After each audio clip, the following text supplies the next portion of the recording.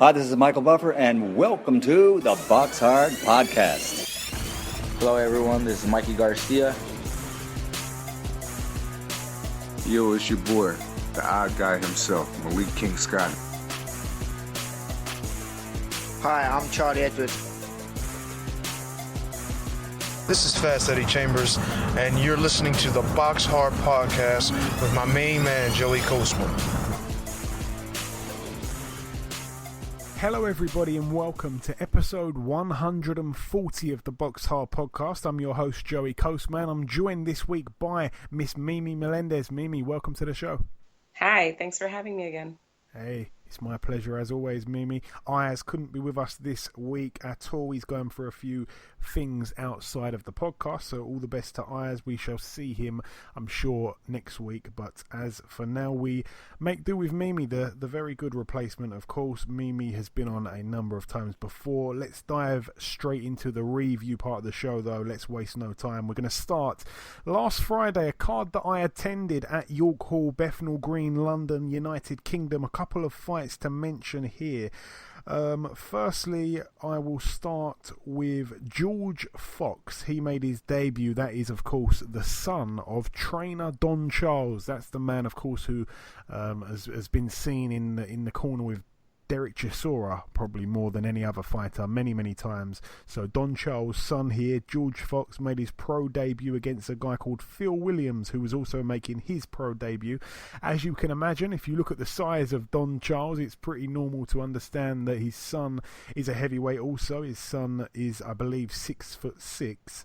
And to be honest, I mean, we can't really expect too much of the guy. It was his first pro fight. I'm not quite sure of how many fights he had as an amateur, if any, actually. So I know, obviously, he's got his dad training him, which is a brilliant thing. And he just got in there, to be honest, and cruised through the 4 rounds. Nothing too special from George Fox just there. Like I say, just easing into the pro ranks. The guy that he fought actually was quite bad. I mean, I know it was his first pro fight as well, but yeah, wasn't really impressed with the opponent. But yeah, like I say, a good win there for George Fox. It's important to bank the rounds early in your pro career, and he's got 4 valuable rounds there.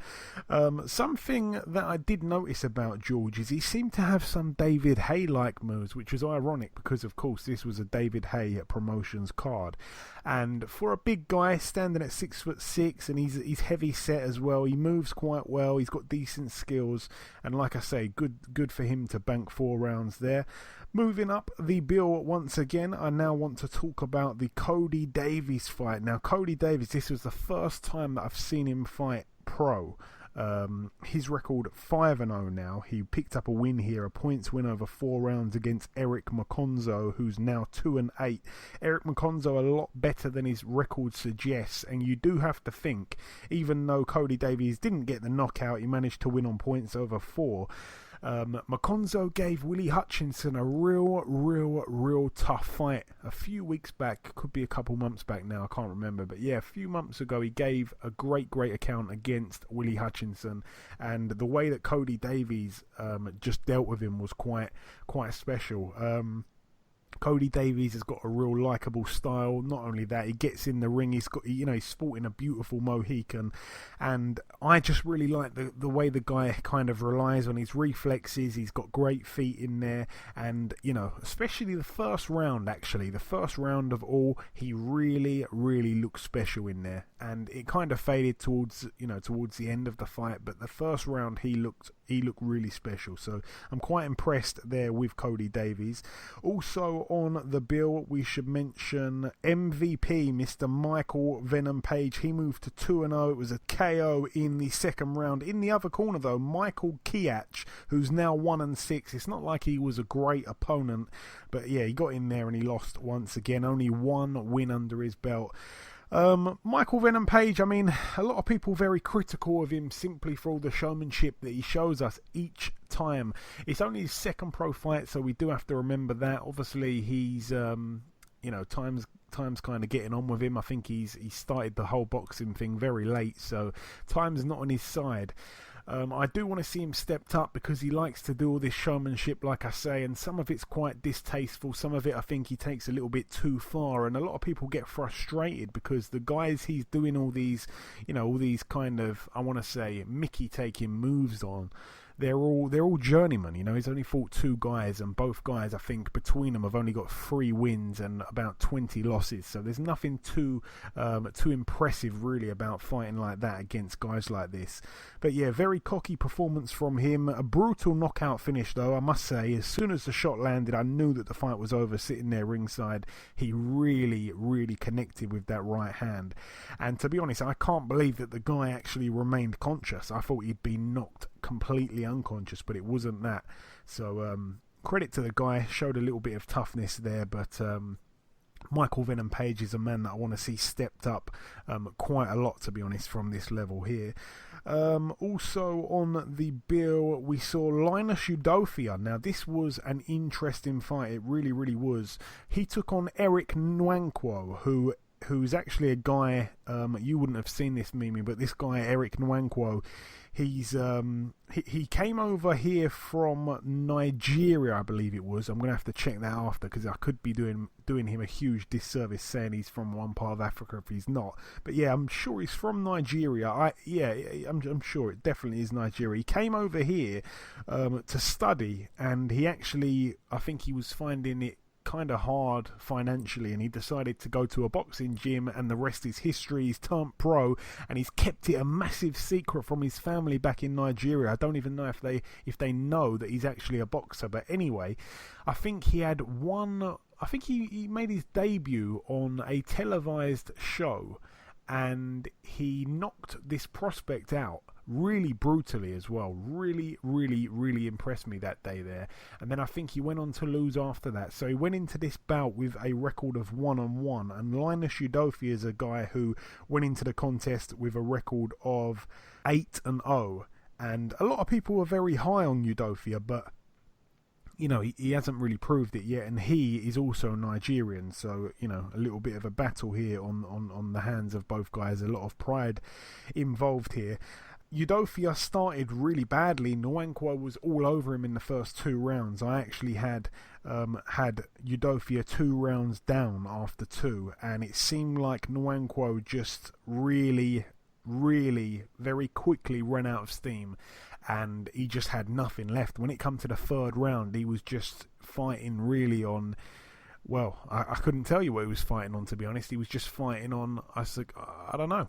I couldn't tell you. He had nothing left. He was just plodding forward. He couldn't keep his arms up. He was being hit. And I like his story, but I don't like his gas tank. He just had nothing after the 2 rounds. So after starting really well, he completely ran out of steam, and ultimately he ended up getting stopped and TKO'd in round 5. He was also down in the 3rd round, and like I say, TKO'd in round 5. So I feel very sorry for Eric Nwankwo, but he certainly gave a good account of himself for the first couple of rounds. Linus Udofia now 9-0. All the very best to him. I completely missed this fight here, but I must mention it anyway. I actually had to watch it back when I got home. Sam Smith, a lady with a record of 8-1. She fought for the vacant Commonwealth female lightweight title. Again, this is the same division as Katie Taylor.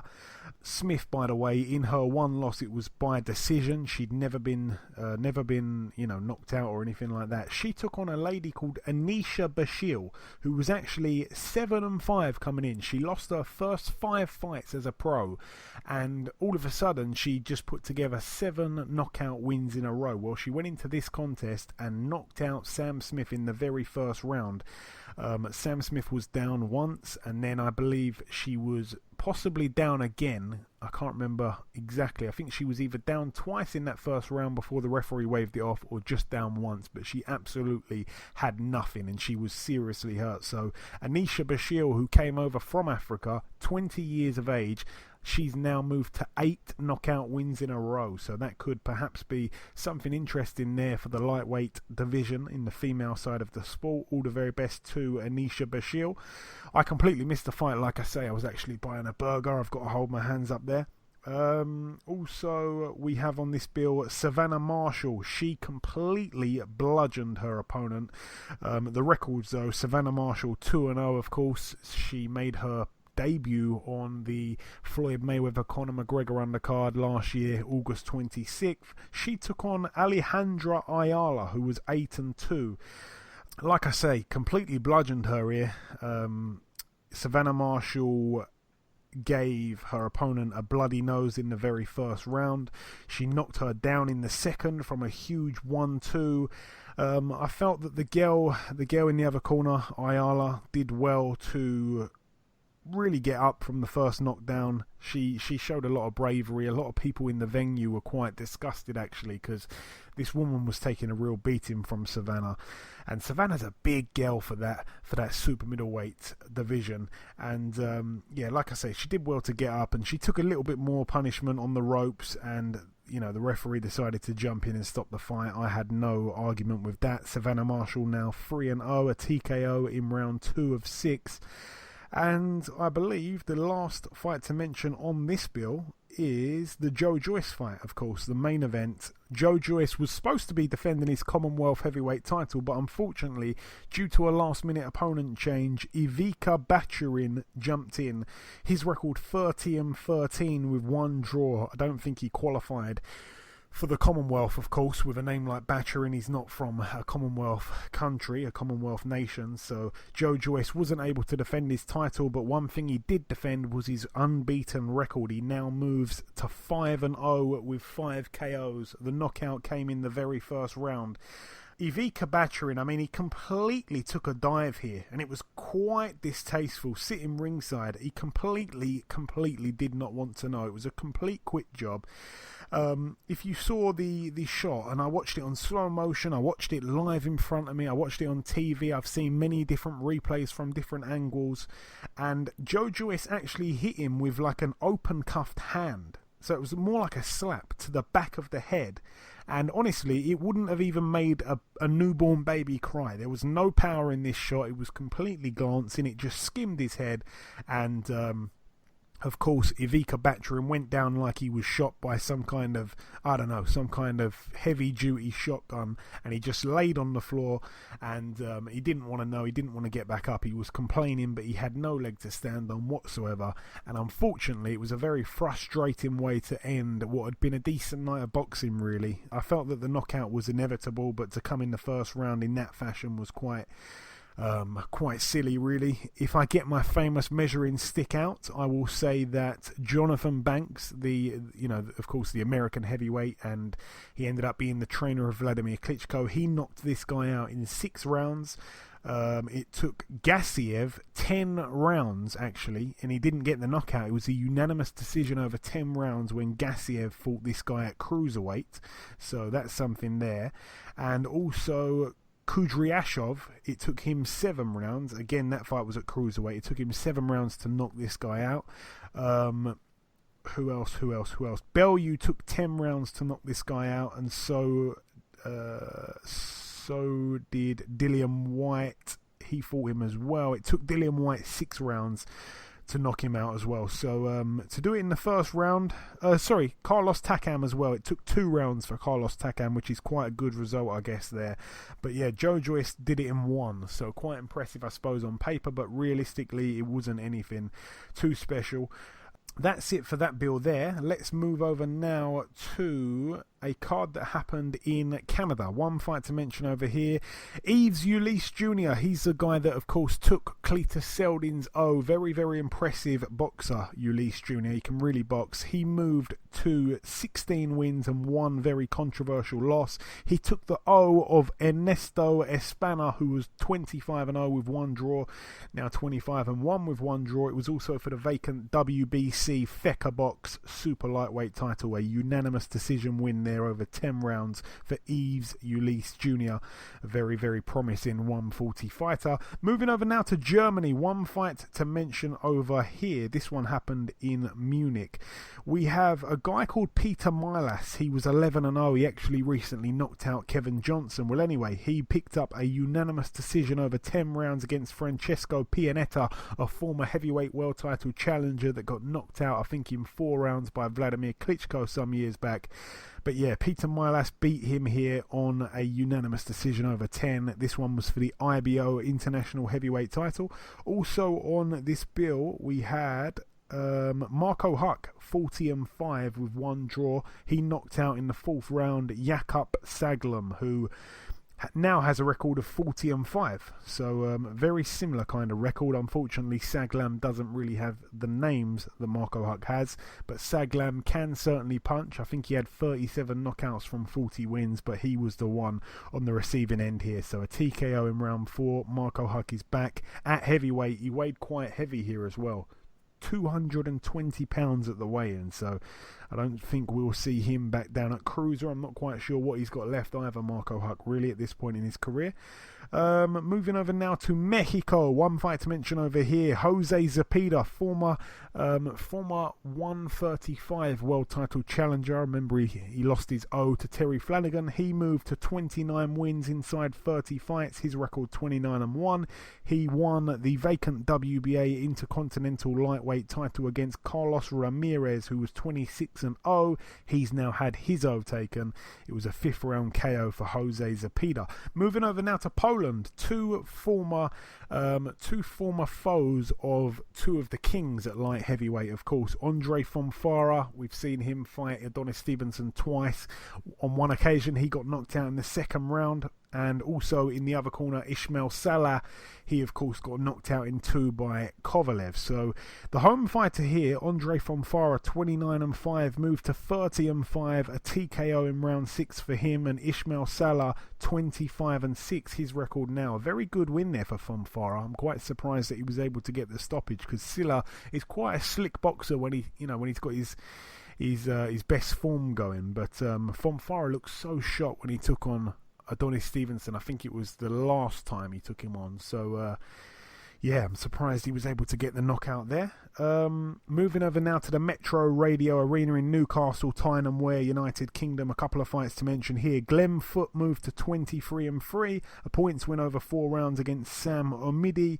Jake High managed to get a win, and he moves now to double figures, 10-0. He got a points win over 6 rounds against Adam Jones, my favourite journeyman, now 8-34 with 6 draws. Ricky Burns, he took on a guy called Ivan Negach, who was 10-5. Ricky Burns was having his 50th professional fight. They didn't show it on the TV. They actually showed it on Facebook Live, which I felt was a little bit undermining, to be honest. Yeah, Ricky Burns got the win, of course. He made his opponent retire after 4 rounds, so a good win there for Ricky Burns. 42-7 with 1 draw now.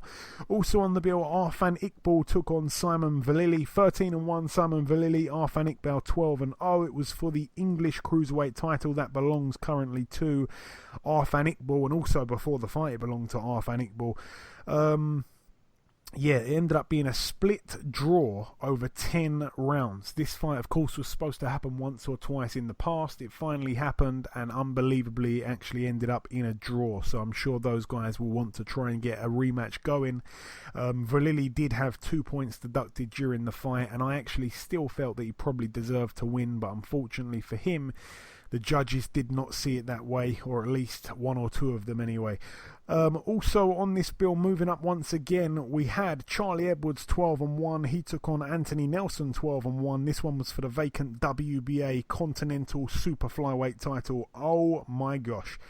Boy oh boy, in the 2nd round, Charlie was just using his left jab to set up this absolute peach of an uppercut, which put Nelson face down on the canvas, and I could not believe he got back up, because Charlie stood over him. He probably thought that the fight was over at that point, And in the second round, once again, Charlie was able to put Nelson down with a straight right hand to the body. Nelson once again got up though, and he survived that second round. But in the third round and the final round in this case, Charlie once again he threw a jab and then a right hook to the jaw of Nelson, and once again Nelson fell flat on his face here. And boy, oh boy, Charlie Edwards looks so good. He looks so explosive, and seriously, he looks like he's punching a lot harder now as well. So I, after that performance, certainly want to see that Cal Yafai fight a little bit more than I did beforehand. Charlie did say before the fight that Anthony Nelson was certainly made for him, and it really did seem that way. Again, when you get the measuring stick out and actually realise that Anthony Nelson gave Jamie Conlan a fight of the year, mega war, to be honest, and then Charlie Edwards completely dispatches of him in 3 rounds. Very, very, very impressive there. And of course, he's now 13-1, and he's the new WBA Continental Super-Flyweight champion, Charlie.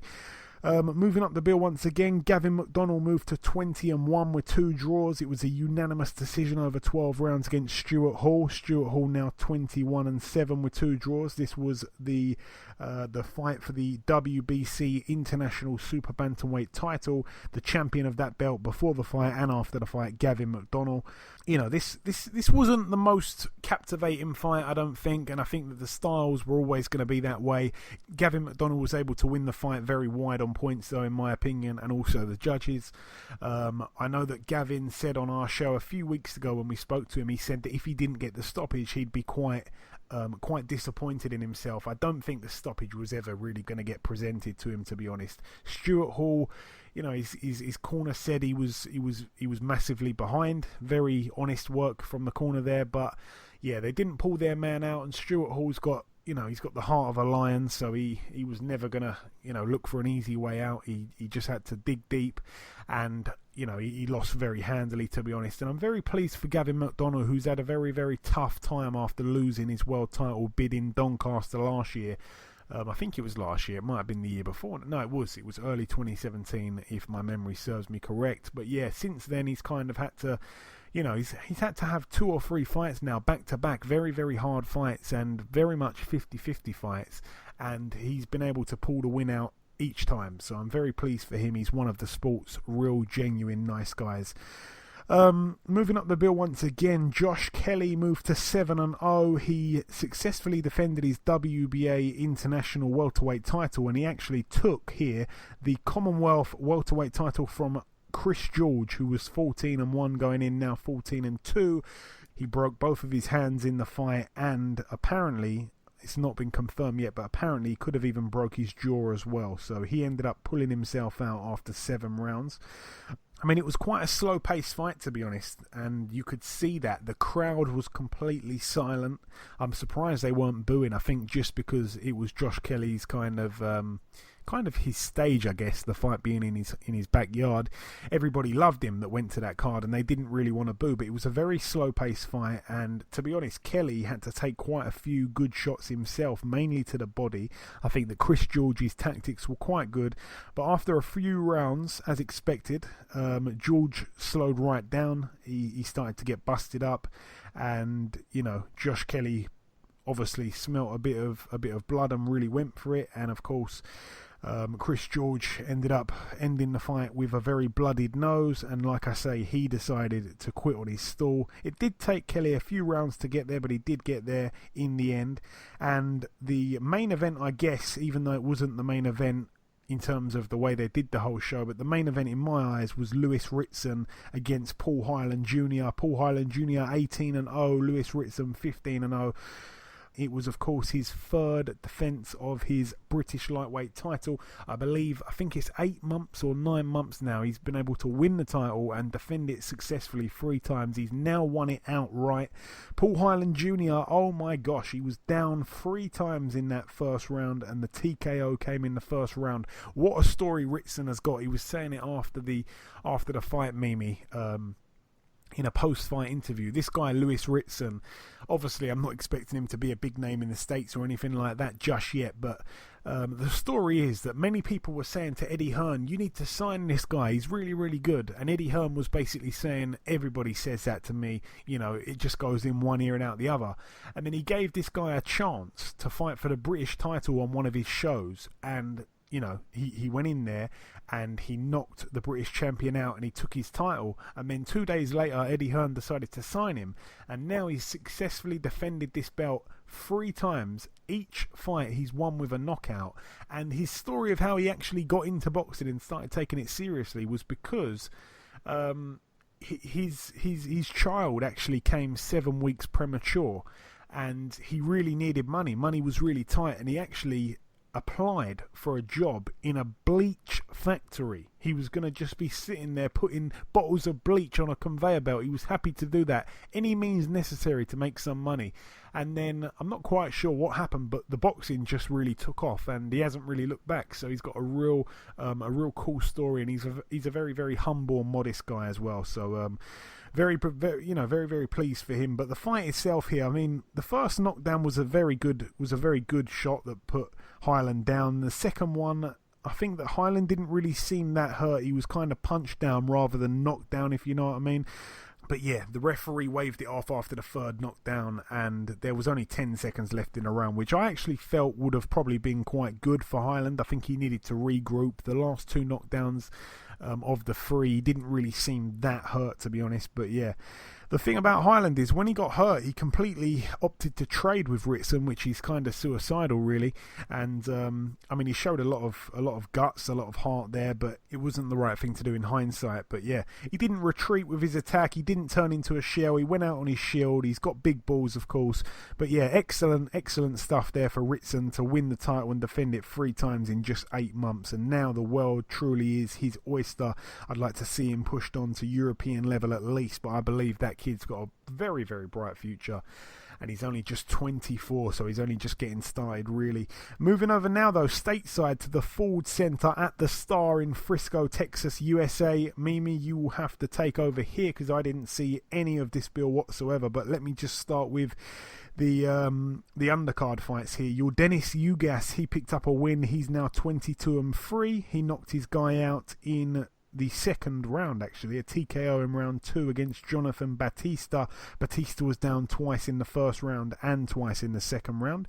Also, Javier Fortuna, 33-2 with 1 draw, took on Adrian Granados, a guy that's been on the bad end of a few bad decisions, actually. His record 18-6 with 2 draws, a lot better than his record suggests. This ended up being a no decision, actually, after 4 rounds. It went down as a no contest. I haven't seen any of it, Mimi, so please fill me and the rest of the listeners in on what happened here. It was a very interesting fight, to say the least. It was like a lot of wrestling, a lot of holding. In round 1, usually the fighters use that to like feel them out. They seem to just go straight into action. There was just a lot of holding, and also you could see the size difference as well. He loved being the bigger guy. For him, Granados, he was just basically trying to impose his will on Fortuna, and Fortuna was just basically just trying to tie him up so he wouldn't hurt him and whatnot. He did land some really, really nice sweeping left hands, and he was countering pretty well, especially in round 2. Round 2, I thought Fortuna took it. He was landing the cleaner shots out of the 2, and also, Fortuna was tying him up. Granados was trying to get inside, try to get some inside work in, and Fortuna was just having none of that. So he just kept tying him up to kind of neutralize that inside fighting, which is basically, what Granados has, really good, rough inside fighting. There was also in round 3, Fortuna started, putting some combos together. He came out jabbing. Again, Granados getting inside work in. That's where he was shining, and he was smothering him using his size. And about round 4 as well. There was Fortuna basically landing some really, really nice left hands on Granados. And then out of nowhere, they were kind of tied up, and Fortuna, I guess, punched him. And he punched him, in the back of the neck with, a rabbit punch. And then the ref took a point away. which was really shocking, to me. I mean, it was, from what I saw, it wasn't done previously in the fight. So for him just to take a point off, I thought it was like a bit harsh. And then not too long after that, he got another point deducted off of him. This time it was for holding. So I think that Fortuna just felt like the sense of urgency. So he just started swinging for the hills. And let me tell you something. This was the first time in the fight that Granados was stepping back at all, because Granados was in his face. And then all of a sudden, this sense of urgency just came on him and he's just going forward. And then Granados, was backing up. And then I felt like Fortuna was getting really, really successful, really, really clean shots landing on Granados. He ended up, kind of tying up with him against the ropes. And then next thing you know, they just start kind of wrestling and he ends up out of the ring. Well, his legs were still inside the ring. He kind of ends up like dangling off of the ring. He went between the ropes and he just fell back and he hit his shoulder, if I'm not mistaken, on the stairs. And from then on, it was just terrible. It was just, he ended up complaining a lot about his neck. He wasn't moving his neck, and then they put him in a neck brace. Then he was just like, taken out to the hospital. It's just completely like not the way you want a fight to end, and there was a lot of, talk as well, about the after, the post-fight interview with Granados. Granados was basically just saying that, that he was basically playing it off and looking for a way out, with the fight because he had just gotten 2 points, deducted off of him. And honestly, I don't know. I'm not, his neck, obviously. I don't know if he really hurt his neck, but I did see his head, fling backwards. And it was kind of like terrifying to see, actually. And then also it was like, there's a lot of like this, a lot of discussion, about, on whether or not it was really something that was legit, him being hurt, or if it was something that he was just making up because he knew that, he was on the losing side of this fight. And then the ref was not on his side. That's for sure. Yeah, it seems like some more bad luck there for Adrian Granados. He just seems to, to be followed by this grey cloud. Yeah, very surprising there, though. I know that you said the referee was against Fortuna. I actually thought Fortuna would probably have his way with Adrian Granados, not to take nothing away from Adrian Granados' hunger. Of course, he seems to never run out of that. Moving up the bill once again, Daniel Roman, 24-2 with one draw, successfully defended his WBA World Super Bantamweight title against Moises Flores. It was a unanimous decision over 12 rounds here. Moises Flores, of course, is the guy that took on Guillermo Rigondeaux in that fight where Rigondeaux kind of hit him as the bell went to end a round, and he just, he laid on the floor, and no one's quite sure to this day if he was really as hurt as he made out, but yeah, that ended up being a no contest as well, that fight there. So that's actually why he's still got his O. Well, he did have his O. He actually had it took here legitimately from Daniel Roman, who, like I say, successfully defended his WBA World Super Bantamweight title. So good win there for Roman. Now 25-2 with one draw. Moises Flores 25-1. And the main event here, I expected it to go a little bit longer than it did, but me, Ayaz, and the listeners all went with an Errol Spence knockout. That is what happened, but nobody, I'm guessing there's probably a few people that saw it in the first round, but it took me by surprise, certainly. Errol Spence Jr. now 24-0. He successfully defended his IBF World Welterweight title. He took on Carlos Ocampo, of course, his mandatory challenger. We didn't know tons about this guy, but of course, when we saw the 22-0, you have a little look at his resume, a little bit padded. I thought, yeah, he's not the truth. Errol Spence is the truth, but it was very brutal. A first round KO, Mimi. Once again, I didn't see it. Please walk us through this fight. Ocampo went in with the right attitude. He went in confident. He's never had a loss. So, he went in with the right attitude, and he just, he went in there to win. He went in there, but it just did not work in his favor. Ocampo showed an experience with exchanging with Spence, which is not really something you want to do with him. You more want to box and move with Spence. And then actually I saw Errol, showing some great movement in boxing. He's boxing, he's moving back and forth, avoiding Ocampo's hits. He was doing extremely well. However, Ocampo did land a couple good body shots, and he was, throwing several combos as well. I don't know if it really affected, Errol Spence to any real degree. However, I did notice that Spence kind of held, Ocampo's left arm and proceeded to attack his body with the other side, with his other arm, which was pretty interesting. But basically, at the end of the round, with only 10 seconds left or something along those lines, Ocampo was against the ropes, and then they just were exchanging, and then out of nowhere, Spence hit him. In the process of him trying to, get his offense going with Spence, and he wasn't expecting it, got caught with a body shot. And you know what? And it was just over from there. And, he just couldn't get up. He was really hurt, and Spence is known for ripping at the body, and that's what he did. Yeah, credit to Carlos Ocampo in some ways, because he really did come out and, he tried to put it on Errol a little bit. So, credit to him, but it'll probably be a long time till we see him again. I don't think anyone's going to want to fight him. It's not like you can really outdo what Errol Spence did and get a knockout in 30 seconds rather than a minute or whatever it was. So, I don't think we'll see him for quite a while, but all the very best to him. The one last fight to mention actually happened in Germany in a place called Baden-Württemberg, I think it said. Firat Arslan, he is of course aged 47. He started his pro career in 1997. He's still going. He picked up win number 43. He's got 8 losses and 2 draws. It was a KO in the very first round against Pablo Magrini, who is now 19-5 with 1 draw. This one was for the vacant Global Boxing Union World Cruiserweight title. So that's 5 knockouts on the bounce now for Firat Arslan. All the very best to him. And that really is it for the reviewing. Just before we wrap up part 1, there's one last thing to do. That, of course, is to welcome our very first guest.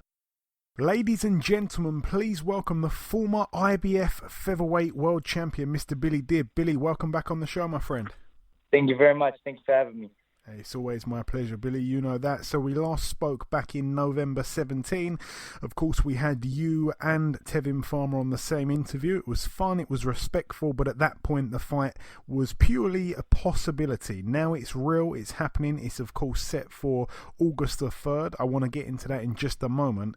At the time when we last spoke, you told myself and Tevin that you'd be fighting in a bit of a keep busy kind of fight in December. You did have that fight in the end. You relatively easily beat a Thai fighter over 8 rounds. I think originally it was supposed to be a 10 rounder, but it ended up being 8. You banked those 8 rounds. You won unanimously. It was a good thing, I suppose, because your 2 fights before that had only gone 1 and 2 rounds, and you hadn't really done the proper rounds since June 2016. Obviously, banking the rounds before a world title fight's very, very important. You know that yourself. Just for those that didn't see it, Billy, could you just give us a quick rundown of how that fight went on December 2nd, I believe? I actually went really, really well. I watched it back last night, to be quite honest. I was just watching it last night. It was good. It was good against a tough Thai kid. So, he just kept coming forward the whole night and putting the pressure, and I just boxed him and used the ring and just worked on the fundamentals that Jeff had been teaching me. And so it was. I ended up winning in a unanimous decision. I won every single round. It was a complete shutout. It was a good fight. The other thing is that BoxRec hasn't recognised my last fight. I actually fought again on December the 31st in Thailand against another Thai kid and won in the second round with a second round knockout. So they just haven't recognised the fight or haven't put it up on BoxRec. I don't know what's going on with that. Oh wow, okay. Thanks for letting me know, because I didn't know that. That's interesting. Yeah. Obviously, a week after the fight that you had on December 2nd, Tevin Farmer fought for the vacant world title. At the time of the joint interview, at that point, you both had your own fights scheduled.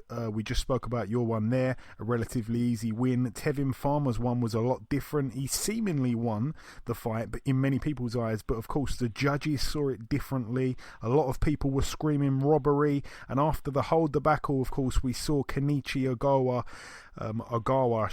test positive for a banned substance, and the result ended up being overturned, which made it a no contest. Firstly, did you see the fight? What did you make of it, and who did you feel won? Well, let me just tell you one thing, right? The fight was in America with the correct judges that they chose.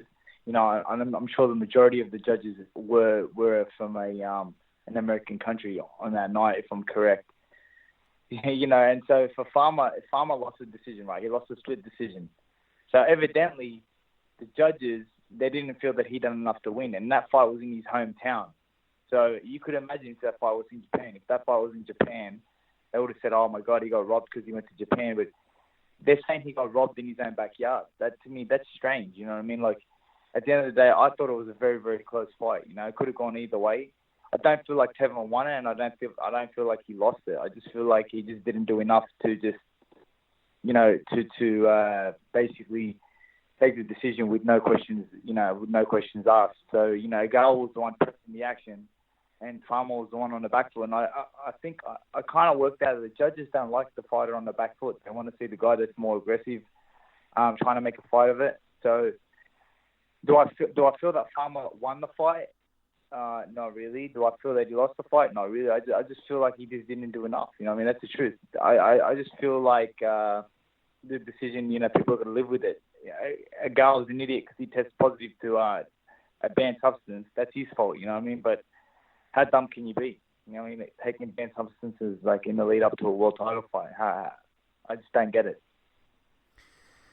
And I remember at the time you said that you wanted Tevin to win because you were then going to be the mandatory. You wanted to be the mandatory because you'd get paid more than being a voluntary defence for Tevin. However, with what happened with Farmer and Ogawa, is this the best kind of situation for you financially for this to all happen, for it to be for a vacant I'm going to be quite honest with you. At the end of the day, the fact that Tevin wasn't the champion and I was the higher ranked fighter, they gave us some leverage power once it came to bringing the fight to Australia. And we made them an offer and they couldn't turn it down because the truth of the matter is that Tevin Farmer, he's not worth anything to any network in America. He's not worth anything. They paid him over the top when he fought Ogawa. I think they paid him like $75,000 to fight Ogawa, and he can't get that anywhere else. So. The networks weren't screaming to put Billy Dibb and Tevin Farmer on, So we were able to bring the fight to Australia, and August 3rd, it'll be over here on August 3rd, and it's going to be an exciting night. And for the Australian fans, that's for sure, because, we don't get a lot of big world title fights in Australia. So to have one here and stage it ourselves, that's going to be very exciting. That's a brilliant thing, of course, breaking history again, or making history again. And like you say there, the fact that the fight's happening in Australia, I've got to be honest, I was very shocked because I know that they paid Ogawa decent money to come over to America. I really thought you'd be the one travelling. So just an extra kind of layer of what you just said there. I'm sure you're really over the moon with the fact that it's happening in Australia, advantage-wise. But I can assure you one thing: it was never going to happen in the US. I've got the financial backing that I have here in Australia and support base that I have with all my sponsors is so fantastic. So, there was never going to be a fight in the US. And I told Farmer that from day dot. I said to him, listen, the fight's going to be in Australia. And he said, no, we'll see about that. And I said, well, okay, we will see. I said, unless you guys can afford to pay me over the top, then it's never going to happen in the US. And it was a deal that just got done, I'm guessing. It didn't have to go to purse bids or anything like that, did it? No purse bid at all. We just made an offer. They obviously came back and, asked for more and what have you. But in the end, we just worked it out. And now, August 3rd, the fight's going to take place in Sydney, Australia. It's going to be a big event for Australia. And I feel that the fact that the fight's here in Australia is going to be in my favour. Fighters don't travel well when they come to Australia. Yeah, for sure. Very hard to adjust to the climate. I must point out, obviously, Billy, to be a little bit critical. Of course, you've lost to 3 different men. 2 of those men have been southpaws. Tevin's a very good southpaw.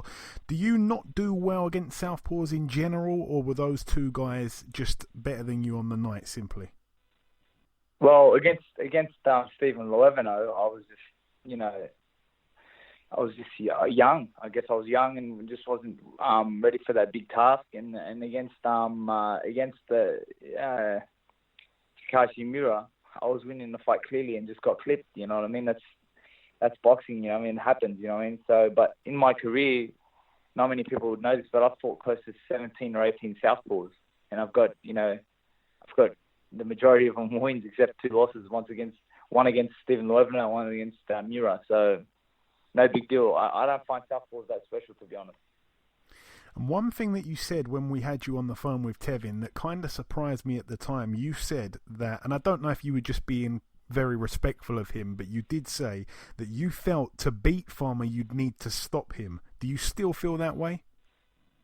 No, not at all. It's different now.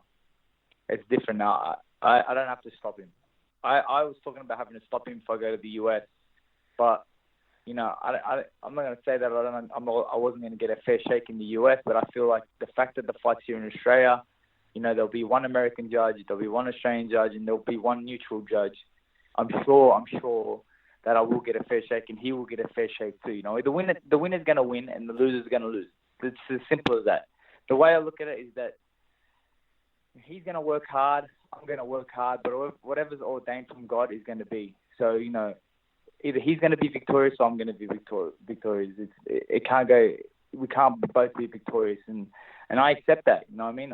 I'm doing everything I can in training camp to make sure that once he gets here, and once that bell rings on August 3rd, that I'm completely ready. That'll be up to me. And if I'm not ready, then I'm going to pay the price. That's just the way I look at it. And of course, elsewhere, we just recently saw Jeff Horn lose his world title to Terence Crawford. Not many people really gave Horn a chance going into that fight. He lost quite badly in the end. Do you believe he can bounce back from that and come back and perhaps become a world champion again, or perhaps not? Look, I'm not sure. Jeff Horn is I feel like Jeff Horn, he's a very limited fighter. You know what I mean? He's a tough, gritty fighter, but he's limited in his skill base. And you saw that against Terence Crawford. At the end of the day, I just feel like, Manny Pacquiao was sort of, a little bit over the hill when he fought Jeff, and that was good. Jeff got him at the right time. And I'm happy for Jeff. He got to make a title defense, and he got to cash in a little bit against Crawford. Whether or not he wins another world title, I don't know. It just depends if they can find him the right opponent.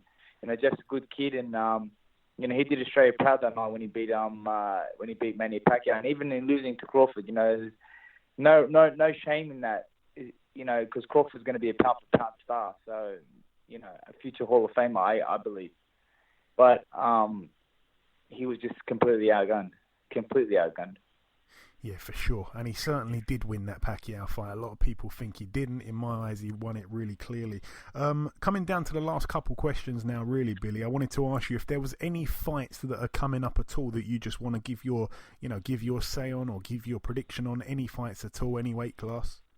Well, I just seen yesterday that my good friend Luke Jackson is going to be facing Carl Frampton. Yes. August. I think it's August 18th. So, Luke is one of the hardest working guys that I've met in my life. I've trained alongside Luke. I've done many, many rounds of sparring. And, a word of advice to Carl Frampton is definitely don't underestimate this kid.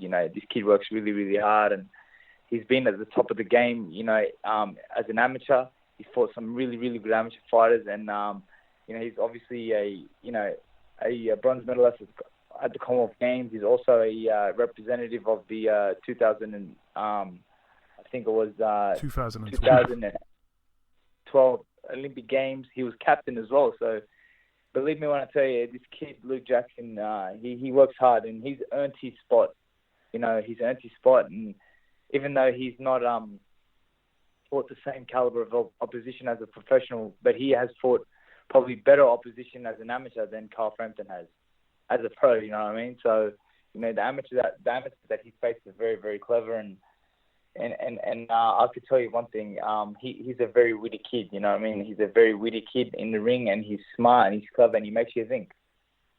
Yeah, certainly should be a real good fight, that one. And the final thing for you now, Billy, anything at all that you just want to say to get off your chest that I may not have asked you? Anything at all that you want to say? Just take it away.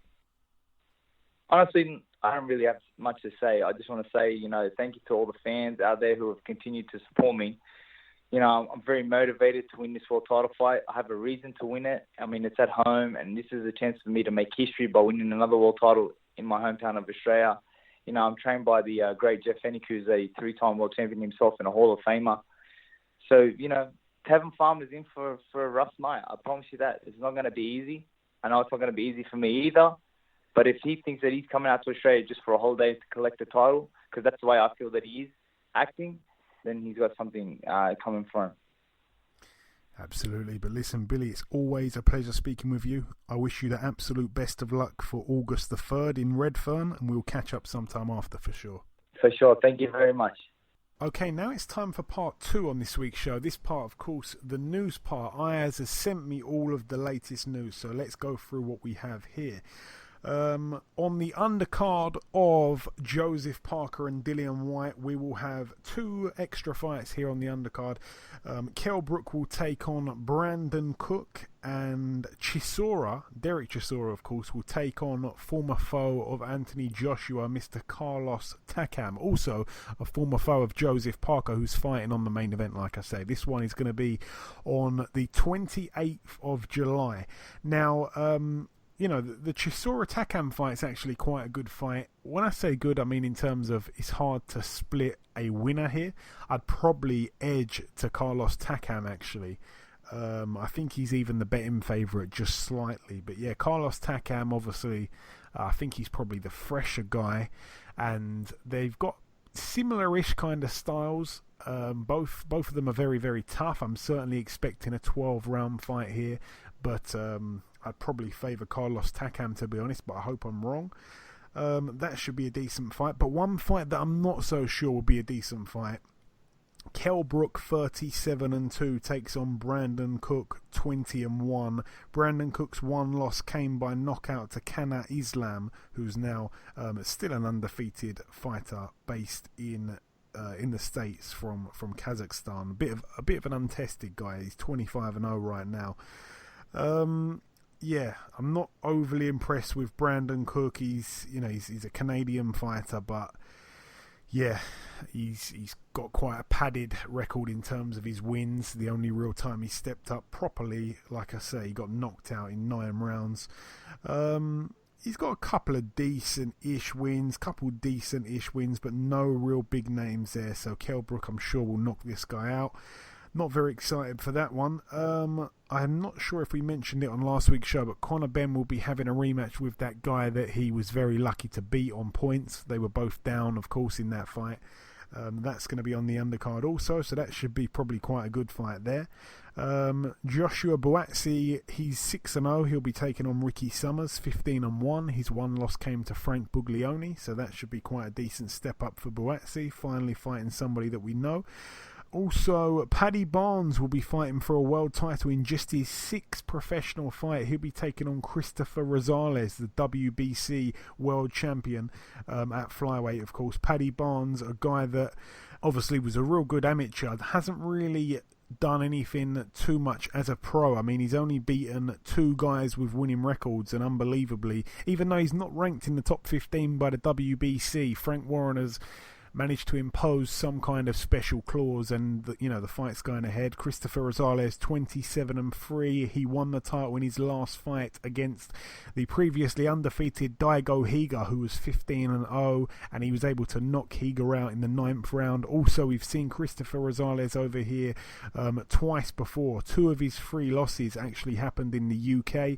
He got beat on points by Cao Yafai over 8 rounds back in 2015, and he lost most recently in in 2017 to Andrew Selby, where he actually had Selby down in the first round. That was a loss for him over 12 rounds unanimously. So he's never been stopped himself. Paddy Barnes, not really the biggest puncher either, so probably a 12-round fight there, but a brilliant thing for Paddy Barnes to be fighting for a world title in just his 6th pro fight.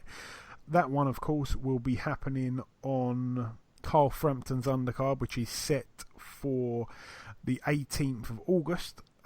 Also, we should mention Liam Smith will reportedly be challenging for the WBO world title against Jamie Munguia. How do you say his name again, Mimi? You're better than me.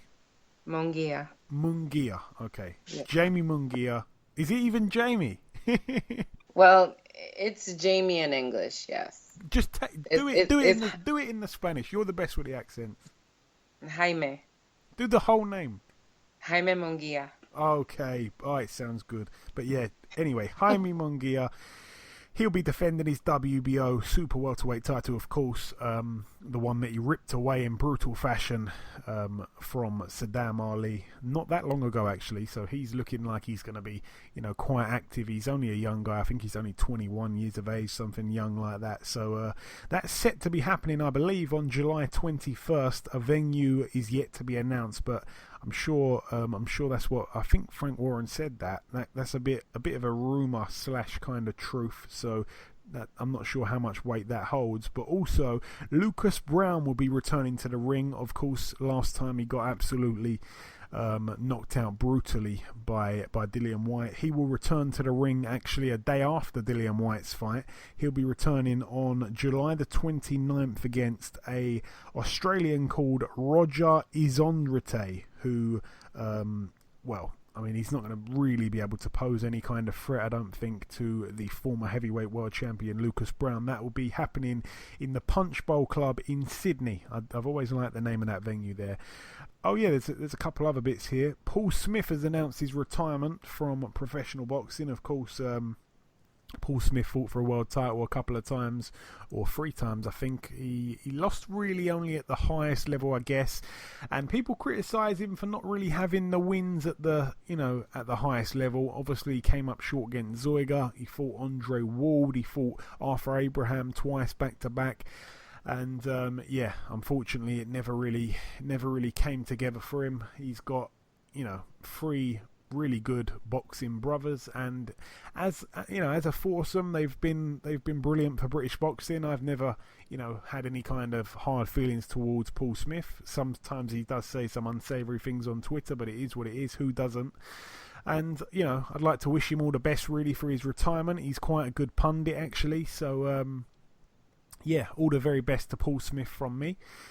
And the final thing that I've got is that Liam Williams has decided to part ways with his trainer, and his trainer for a long time, Gary Lockett. He's now decided to relocate to Sheffield and train under the tutelage of Dominic Ingle. So that'll be quite an interesting link-up. Dominic Ingle's stable seems to just keep expanding all the time, so I think there'll be good sparring for him there as well. Obviously, you've got the likes of Billy Joe Saunders in that camp. You've got the likes of Kell Brook at the same weight, actually. That should be quite interesting. And, of course, you've got in and around the same kind of weight the Irish guy that I completely forgot his name, and I really like him, and he's undefeated. What's the guy's name? He's Jason Quigley. Jason Quigley. So, good sparring there, I'm sure, for Liam Williams.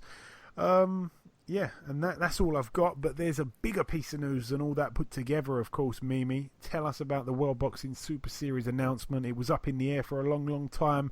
We wasn't sure if we were going to finally see the fight. We thought there may be a replacement opponent. We were all sad about that. But finally, the fight that we've all been waiting for is happening. The fight where 2 undefeated champions for all the belts will be getting in the ring, and both men deserve to be in that final, most importantly. Tell us about that fight.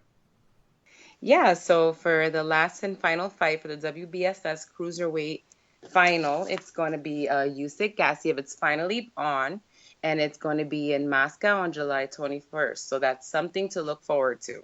Absolutely, for all true boxing fans, that is going to be such a brilliant fight. I really can't pick a winner. I'd probably just edge to Usyk, but That is such a brilliant fight. Obviously, Gassiev, still very young. I think he's still 24 years of age, and what a career he's had so far. So many brilliant wins on his resume, and the winner will move up to heavyweight. But yeah, I wouldn't be surprised if that fight went either way. Is that all the pieces of news that we've got? Is there anything else, Mimi, or is that everything? No, that's everything. Okie dokie. Right, let's roll through to the preview. And in fact, just before we get onto that, I should mention the predictions from last week. I should have mentioned this in the review part of the show. But anyway, we all went with Charlie Edwards to win on points. He got a third round KO, so of course we all got that horribly wrong. We all went with Gavin McDonald to win on points, so we all gained a point there. We all went with Josh Kelly to win by knockout, so we all gained a point there. We all went with Ritson to win by... No, sorry, I went with Ritson to win. So did the listeners went with Ritson to win by knockout, but Ayaz actually very bravely and boldly went with a Ritson win on points. I don't know what gave him that idea, but that of course ended in the first round, a knockout there. We all went with Javier Fortuna to win on points. Mimi informed us of the bizarre circumstances that unfolded there, where Fortuna left with a neck brace on, so nobody, the fight didn't even go to points, so no one got a point there. And we all went with Spence to win by knockout. Of course, that happened in the first round also. So I gained 4 points, Ayaz gained 3, and the listeners gained 4. So the listeners, I believe that's a 2-point gap now on Ayaz. So yeah, very well done to the listeners and all involved. Moving over now, like I say, to the preview part of the show. We're going to start in the Masonic Temple in Detroit, Michigan, USA. This one's going to be shown on Showtime. It's actually happening tomorrow night. We have Umar Salamov, 20-1. He fights for the vacant IBF North American light heavyweight title against Brian Howard, 13-1. That's a 10-rounder there. Umar Salamov is a guy who... he's fought a couple good guys. He beat Bob Ajasaf, our very own Bob Ajasaf. His one loss came to Damian Hooper.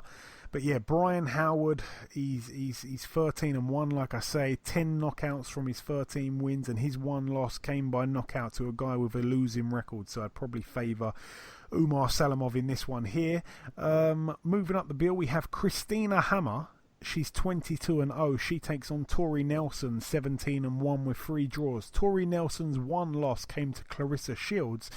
This one is for Christina Hammer's WBC and WBO World Female Middleweight titles. Now, of course, it's a 10 2-minute round contest, and the main event here, Clarissa Shields is on the bill. Her record 5-0. She's moved down from super middleweight to middleweight here, and she fights for the 2 other belts out of the 4. So they're both vacant at the moment. She fights for the vacant IBF World Female Middleweight title and the vacant WBA World Female Middleweight title. So Clarissa Shields fights for the IBF and WBA, and of course on the undercard, Christina Hammer defends her WBC and WBO. Obviously these two girls will be getting it on for all 4 belts at some point, I believe, later this year. In the other corner against the Golden Girl, Clarissa Shields, we have Hannah Gabriels. She has a record of 18-1 with 1 draw. Of course, once again, a 10 2-minute rounds contest here. Look, Christina Hammer is a fighter. I'm going to kind of talk about the 2 fights here. Christina Hammer's a fighter where she's a real good boxer, but she doesn't really have that power of her 22 wins. She's got 10 knockouts. I don't think she will be able to beat Tori Nelson by knockout. Tori Nelson in that loss obviously lost every round to Clarissa Shields, but it was on points. Clarissa Shields, I don't think she's the biggest power puncher, but she's moving down to middleweight, so there's that interesting factor there. And the lady that she takes on, Hannah Gabriels, her one loss came by knockout to a lady whose name I can't pronounce, to be honest, but she was a real banger from the Dominican Republic. So 2 interesting fights there, actually. I'm happy about the females taking the spotlight there. But yeah, Clarissa Shields versus Christina Hammer for all the marbles. That'll be a fantastic fight later this year. All the very best to both ladies there. We will be probably speaking to Clarissa Shields on next week's show. I'm going to try to get her to sing a song as well, because the last time she was on, she gave us a little bit of Rihanna. Let's see if we can try to get a few more seconds out of her next time.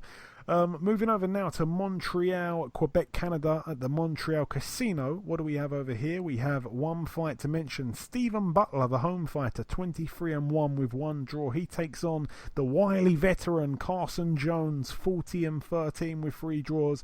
I don't need to say how many fighters Carson Jones has fought in the UK, of course, off the top of my head. Most recently, Ted Cheeseman. And before that, he fought Ben Hall. And, of course, he had the 2 fights, I believe, with Kell Brook before that. So, very much known to the UK fans. All the very best to Carson Jones, actually. He really does travel well. And I wish him well on his travels here to Canada. Moving over now to France, we have top of the bill, Tony Yoka, 4-0, of course, the Olympic gold medalist in 2016. He takes on our very own Dave Allen, 13-3 with 2 draws. It's a 10-round contest. Dave Allen hasn't really had the best time to prepare for this fight. Obviously, Dave Allen, a very, very brave fighter. We don't have to say that.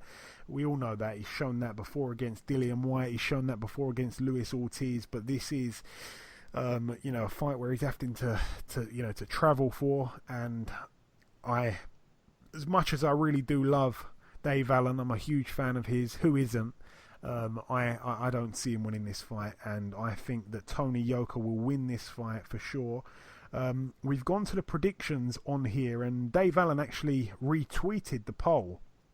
So loads of his followers have voted on it, and I'm sorry for the loyal listeners of the podcast, but your votes have really been overshadowed by the followers of Dave Allen's Twitter. So Dave Allen has won the poll, and the listeners and the people on Twitter have voted 3,400 votes, by the way. They voted Dave Allen to win by knockout, 43%, and after that Tony Yoka on points, 22%. Now Ayaz has gone with Tony Yoka to win by knockout. Now I might go against that. I think Tony Yoka's going to win, but to win by knockout against Dave Allen, who's a real tough guy, even though the preparation hasn't really been there. Oh, it's a tough one. Let me think. I'm going to go with Tony Yoka to win on points. I think he wins on points. I don't think he stops Dave Allen. I really hope I'm right there.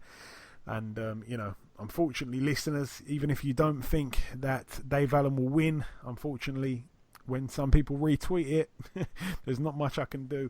So, all the very best to everybody there. Also on the undercard, we have Souleymane Cissokho, 6-0 with 5 knockouts. He's in a 10-rounder. Of course, he also is the 2016 Olympic bronze medalist. He takes on Carlos Molina, the former IBF Junior-Middleweight world champion, whose record now is 28-9 with 2 draws. Last seen losing to Josh Kelly on the Joshua Parker undercard on March 31st. We will be speaking to Carlos Molina later on in the show. Moving over now to Mexico, we have Miguel Berchelt defending his WBC World Super-Featherweight title against Jonathan Victor Barros, a man that lost to Lee Selby, a man that got knocked out by Mikey Garcia. But yeah, like I say, he takes on Miguel Berchelt, who of course is the favourite by a mile. His record 33-1. I'm expecting Berchelt to get a win here. He'll do really well to stop Victor Barros, or Jonathan Victor Barros, because he's a real tough guy. 41-5 with 1 draw, like I say. Moving over now to South Africa, a couple of fights here to mention actually. We have a guy called Fulani Mbenge, who's 13-0. He fights for the vacant IBO World Welterweight title. In the other corner, Diego Chavez, 26-3 with 1 draw. Former opponent of Tim Bradley, former opponent of Brandon Rios. A real tough and rugged and in some ways dirty fighter. I know that he got DQ'd, I think, against Brandon Rios. So yeah, that's a 12-round contest there. And on the undercard, Tabiso Machunu, 18-4. He takes on Ricards Bolotniks, who's 11-4 with 1 draw. Should be quite an easy win there for Machunu, who we all thought was going to go on to do really good things. I mean, he beat Eddie Chambers when Eddie Chambers moved down to cruiserweight, which may not have been the right choice at that period of time. But Machunu hasn't really managed to capitalise on that win. That's a 10-rounder there. Moving back over now, though, to the O2 Arena in London. This is a fight card that I will be sat ringside for. What do we have over here? We have Ryan the Piranha Garner, 7-0. He's in a 6-rounder against Norbert Ezenzi, who's 6-3. I'm expecting an easy win there for Ryan Garner, a real bright prospect for the future. That's a 6-rounder there. Daniel Dubois, he is 7-0 at the moment. He takes on Tom Little, 10-5. This one is for the vacant English heavyweight title, a 10-round contest here. I'd like to see Dubois go quite a few rounds. I know that Tom Little's a very stubborn character, and he will certainly give it a go, believe you me. He really is very, very confident for this one, and I wish him all the best, to be honest. I like Tom Little, but I don't think he will be able to win this one at all. I think that Daniel Dubois will knock him out. Hopefully it goes into the second part of the fight. Hopefully it goes over 5 rounds, but I'm not quite sure it will. Anthony Yarde, 15-0. He fights against his first southpaw, the man in the other corner, Darius Sek, who's 27-3 with 3 draws. This one is for Anthony Yarde's WBO European light heavyweight title and his WBO Intercontinental light heavyweight title. Of course, we had Anthony Yarde on the show a couple weeks back, and he did say to me he was looking for a southpaw. They've found one here. This guy, he's not been dragged up to light heavyweight. He's not been dragged down to light heavyweight. He is a career light heavyweight, and of his 3 losses, they've all come to decent opposition, to be honest with you. I mean, they were all by decision. He's never been stopped. He lost to a guy who was undefeated called Robert Woj. He lost to Robin Krasnicki, who of course is the reigning European light heavyweight champion, so no real shame in that one. And he had to go on the road, and it was quite a close fight as well, so you can imagine that's not a bad loss there. And also his other loss that came in 2017 was a split decision loss over 8 rounds against Viktor Polyakov. So no shame in those losses, really. And Anthony Yarde, I'm expecting, will probably go a few rounds here. It'll be very interesting to see how he fares against a southpaw. The first one in his career, I believe, pro and amateur. So all the very best to Anthony Yarde, a friend of the show. Martin Murray, of course, he was supposed to be taking on Billy Joe Saunders. That fight fell through, but Frank Warren still secured him a fight. We have Roberto Garcia, 41-3. He takes on, like I say, Martin Murray, a man that has been very, very unlucky. We don't want to say that too many times. He's been very unlucky to not be crowned a world champion multiple times throughout his career. His record at the moment, though, stands at 36-4 with 1 draw. Of his 4 losses, the only man to be able to stop him was Gennady Golovkin in the 11th round. I remember that. But yeah, Roberto Garcia, quite a padded record, really and truly, and he's old himself. He's 38 years of age, so he's older than Martin, who is at the kind of, the last part of his career. So's this guy, I suppose. But yeah, this guy's losses, his most recent loss came to Antonio Margarito back in 2010, so no real shame in that one. But since then he hasn't lost, so he hasn't lost now for over 8 years, and to be honest, the guys he's fought in that time, they've been decent. I mean, there's a couple of wins there that you kind of recognise the names. Omar Chavez is in there, Breedis Prescott's in there, Jose Flores as well. So yeah, not too bad, but no one on the kind of level of Martin Murray, respectfully. Martin Murray's last few opponents have been a lot better. Aside from the odd journeyman here and there. Of course, he took on Nuhu Lawal. That was a real risky fight. He took on Gabriel Rosado, George Groves, Arthur Abraham. He's fought the better opposition, Murray, and I'm expecting him to pull off a win here because I know that he's been training for a long, long time and it's really overdue for him. I'm glad he's going to get some kind of money to pay for his 2 training camps for world title fights that haven't happened. This one is for the WBC silver middleweight title as well. So if Martin Murray wins, there'll be a shot down the line at a world title for him. So all the very best to Martin Murray. He certainly deserves it. And the main event here for the WBC, well, it's not actually the main event, I don't think. I think Murray's the main event. But one fight to mention that we haven't mentioned, Paul Kamanga, 21-1. He puts his WBC international super lightweight title on the line against the very controversial 140 fighter and the new signing with Frank Warren, Mr. O'Hara Davies, 17-1.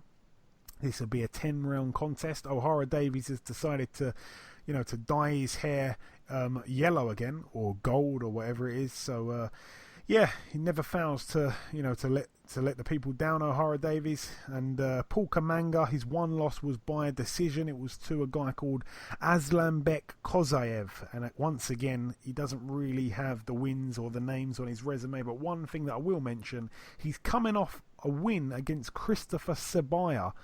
That was his last fight. That was back in November of 2017. It was a unanimous decision win over 10 rounds. But Christopher Sabaya was supposed to take on O'Hara Davies a couple weeks back, or about 4 weeks ago when O'Hara Davies fought. So yeah, that is one thing there. He was supposed to be taking on Sabaya, and that fight didn't happen. So he's now taking on a guy that beat Sabaya. So no real problems with that. The guy's quite a decent fighter as well. There's a belt on the line, so no problem with that. I hope that O'Hara Davies goes in there, looks good again, and gets the win. Moving over now, though, to the SSE Hydro in Glasgow, Scotland, United Kingdom. What do we have over here? This one's going to be shown on Channel 5, by the way. It's a Cyclone Promotions bill. Top of the bill, really. The only fight to mention, to be honest, on this card. Josh Taylor, 12-0, puts his WBC Silver Super Lightweight title on the line against the former WBC World Champion Victor Postol, 29-1. Victor Postol, a really, really good fighter. His only loss came to Terence Crawford. Terence Crawford couldn't knock him out. It was by decision.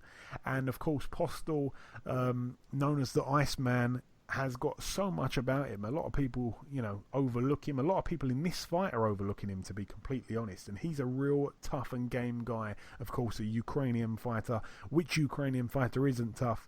But yeah, he is the away fighter here, and he is the opponent here. So a brilliant step up for Josh Taylor once again. Again, Victor Postol was supposed to be taking on Regis Prograis, and he had to pull out with an injury. He's had a little bit more time to regroup and stuff like that, and he takes on Josh Taylor here, a completely different fighter dynamically to Regis Prograis. But yeah, nonetheless, a very, very hard fight. I'm going to go with Josh Taylor to win on points, though, and the listeners have gone with Josh Taylor to win by knockout, and Ayaz has also gone with Josh Taylor to win. He's gone to win with Josh Taylor on points. So yeah, me and Ayaz agreeing Josh Taylor on points. The listeners going with Taylor by knockout. But I tell you what, it's a very, very, very, very, very, very, very hard fight, this one. It really is. And like I say, I give them so much credit for the matchmaking that they're doing with Josh Taylor. They're not waiting around with him. They're not padding out his record. And they're just going for it as fast as they can. And I believe this is a brilliant fight. It's the right fight as well. And Victor Postol brings something to the table. He certainly does. Even though he's 34 years of age now, he's very experienced. He's still the number 2 rated guy on BoxRec at that weight. Only second to Regis Prograis. So a good fighter in Postol, to be honest. Not really a big banger. That's probably his one downfall, but he's got many names on his resume. Of course, that win against Matisse really kind of catapulted him into, a brilliant fighter. He was able to knock Matisse out in round 10. When Matisse seemingly didn't want to fight, he seemingly quit. So, a real hard fight for Josh Taylor, a real intriguing contest there. It's a shame it's going to be happening at the same time as the Frank Warren show, so I'm going to have to watch it back. So no one tweet me on Saturday night the result, because I don't want to know it. I want to watch the fight when I get home. Moving over now to the final bill to mention, though. It's happening at the Belasco Theatre in Los Angeles, California, USA. It's going to be shown on ESPN2. One fight to mention over here, really. It's a prospect that we've had on the show before. A prospect out of the Robert Garcia Boxing Academy. Mr. Hector Tanahara, 13-0. He's in an 8-round contest against Roger Gutierrez, who's 19-1 with 1 draw. So that's another step up there for Hector Tanahara, a bright prospect for the future. Absolutely an 8-round contest there. But that really wraps up the previewing. We've brought you the reviewing. We brought you the first guest. We brought you the news, me and Mimi. We brought you the previewing just there. But the last thing to do just before we wrap up part 2 and ultimately end the show is to welcome our second and final guest. Ladies and gentlemen, please welcome the former IBF Junior-Middleweight champion of the world, Mr. Carlos Molina. Carlos, welcome back on the show, my friend. Thanks for having me, Joey. Hey, it's always my pleasure, Carlos. It truly is. So obviously, Carlos, last time out, the fight didn't go your way against Josh Kelly. I was there in Cardiff for that fight. I was sat ringside for it. Can you just tell us really what you felt went wrong in that ring? I didn't do my fight. I didn't make my fight where I needed to. and I didn't adjust when I needed to, and I feel like I was adjusting. But it was too late. And I hit him with 2 shots in like the 8th and 9th round, and then I felt like he was too smart and fast to just get out of the way and just to avoid getting hit. And did anything surprise you about him at all, Carlos? Obviously, you didn't really know about the guy before. He fought the fight with that hands-down style. Did he surprise you in any way? You've been in there with some of the best fighters in the world, of course. No, he didn't, because before the fight, I already knew he was, on his feet. I knew he was fast. So mentally, we came in there knowing that he was fast and he moves good and he has good reflexes. So that's what we expected, and that's what he brought to the fight. And a lot of boxers, of course, dream of fighting in the UK. You ticked that box on March 31st. You did it on the biggest stage possible as well. How was that for you? And just the whole part of visiting the UK, what did you make of the whole experience in itself? Going to the UK it was a great experience. I was looking forward to that. I always wanted to get out there ever since I got to Mexico here. And even before that, I always wanted to fight in the UK. And, on March 31st, it was possible. And there was a great opportunity for me, like you said, to come back, to get back on top. And, I enjoyed it. I enjoyed, just being out there and meeting different fans out there and, meeting you actually in person. It was cool. And everything was good. The bad part about it was the fight. The decision that kind of put a damper on everything. Yeah, it was a real shame. Like I say, it was fantastic meeting you also, and it was such a shame the following night, of course, when the result didn't go your way. It was hard to watch at points of that. I was sitting there and everybody was looking at me saying, "What's wrong with you? Why don't you want the English guy to win?" And I was saying, "You don't understand, man." But getting off that fight now, moving on to the positive stuff. I want to ask you, when you went back to Mexico, how long did you take out before you'd return training in the gym? See, the thing is, I don't take time off the gym, really. I don't take too much time off the gym. So I try to get back as soon as possible. And as long as you're not hurt, injured, or anything like that, then you go get back there sooner. And from this fight, I didn't take too much punishment or anything at all, really. And I got back there. I started running within a week, and then a week and a half, I was back in the gym. And that's the way I like to keep it, so I won't lose my conditioning. I don't want to start over every time. I don't take like a month off or anything like that. So I got back in there pretty soon. Okay, good. And obviously, when you were sorry to cut you off. Go on, Carlos. Carry on. No, because I got some fighters there that were getting ready for other fights, and I just got back in the gym and started helping them spar right away. Okay. Brilliant. And obviously that phone call came for you to fight in France, which is happening this weekend. At what point did that phone call come through, and how much notice have you had for this one, Carlos? At the time when they told me, it was 4 weeks. Say 4 weeks notice. But like I said before, I was already training, running in the mountains, doing my, conditioning, doing everything right, eating good, feeling good, and then this fight's at 154 pounds. Which makes it easier for me to make this weight, because my last fight against Josh Kelly was at 147 as a welterweight. So for me to fight at super welterweight with 4 weeks notice, it worked out good for me. It worked out good because I'm already at that weight. And of course, the man in the other corner goes by the name of Souleymane Cissokho. That fight, of course, will be happening in Paris in just a couple of days from now. Cissokho's another prospect, very much like Josh Kelly, in the fact that Josh Kelly was 5-0 with 4 knockouts when he fought you. This guy is 6-0 with 5 knockouts. A very inexperienced professional compared to yourself. However, of course, this guy was a very, very good amateur. He won a bronze medal in 2016 in the Olympics. He also actually beat Josh Kelly in the amateurs too. Is there anything else that you know about this guy at all? Have you been able to get much footage of him? I know that you had that problem with Josh Kelly where nothing was on YouTube pretty much.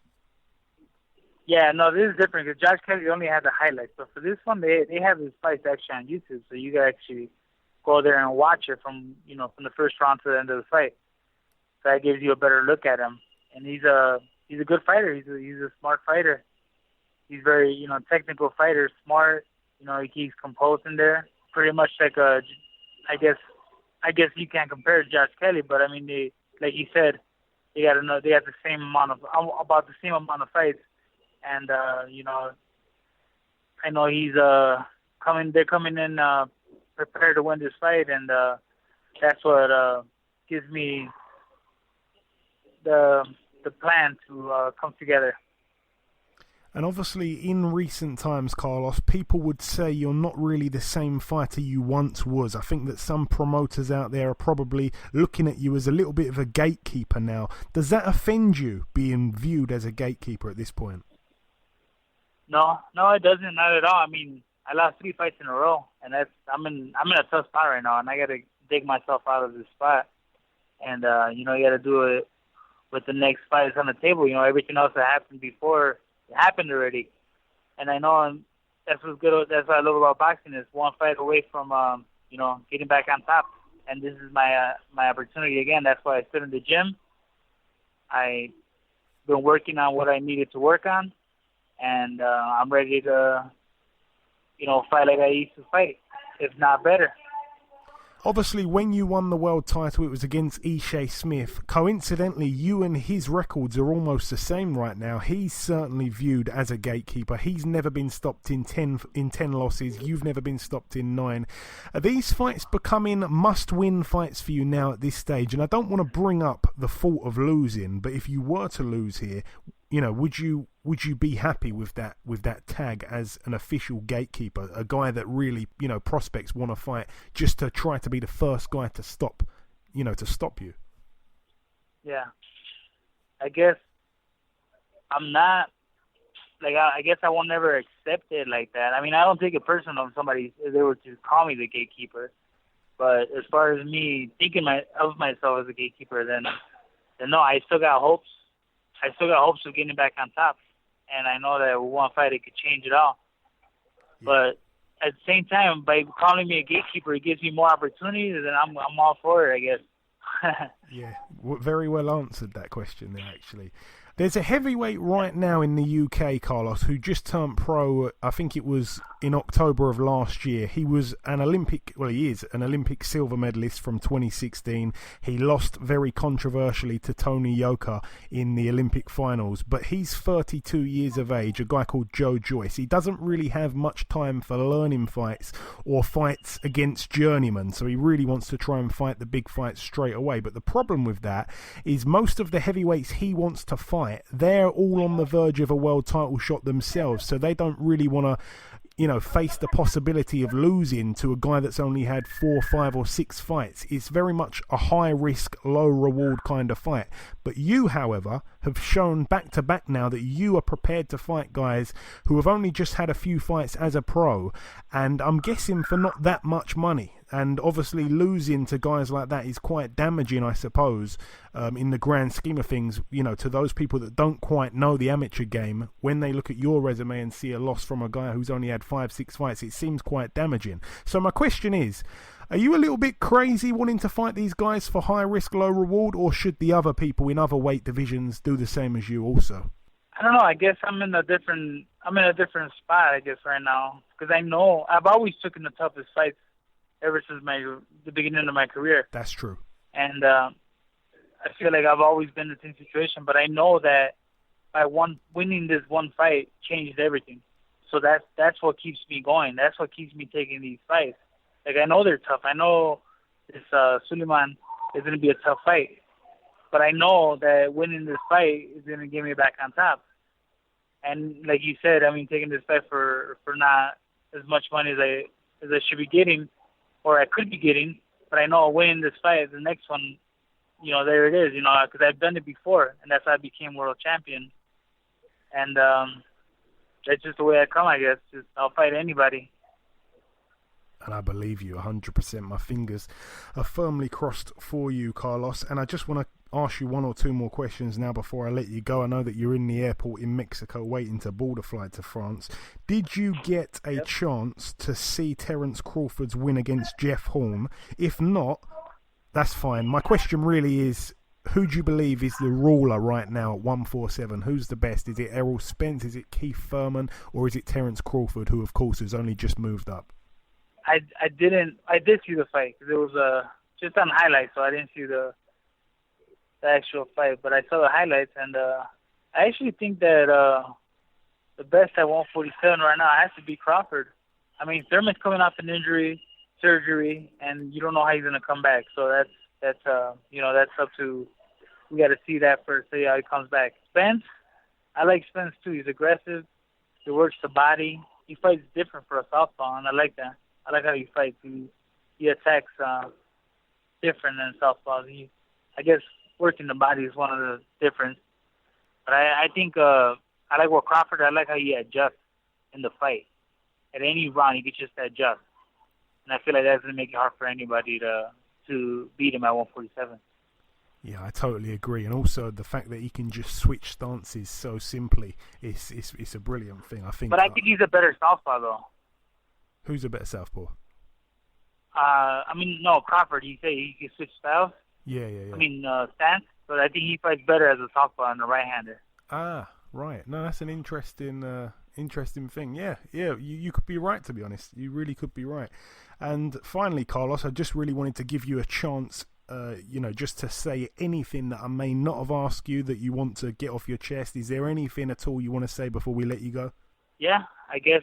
The only thing I can say right now is that I know I'm coming off 3 losses, and I was coming off 3 losses one time in my career before, and then after that, I adjusted. I got my mind right.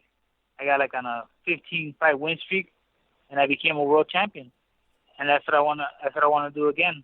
And I know that I could do it. And it starts this Saturday in this fight. Absolutely. God willing, my friend. But Carlos, listen, it's always a pleasure chatting with you, not just for the podcast, but every time we speak, it's brilliant. I really wish you the best of luck for Saturday, and we will definitely speak again after for sure. All right. Thank you, Joey. Thanks for having me on. Okay, and this wraps up episode 140 of the BoxHard Podcast. I've been your host, Joey Coastman. Mimi Melendez has been my fantastic co-host this week. A big thank you to our 2 guests on this week's show, Carlos Molina and Billy Dibb, 2 former world champions in their own right from 2 very different continents. The biggest thank you of all goes out to you, the listeners that tune in each and every week. The Prediction League currently sits at myself on 45 points, Ayaz on 48 points, and you, the listeners, in the lead on 50, halfway to the finish line, which is 100. But that's all from me and Mimi. Enjoy your weekends, people, and we shall catch you all again next week.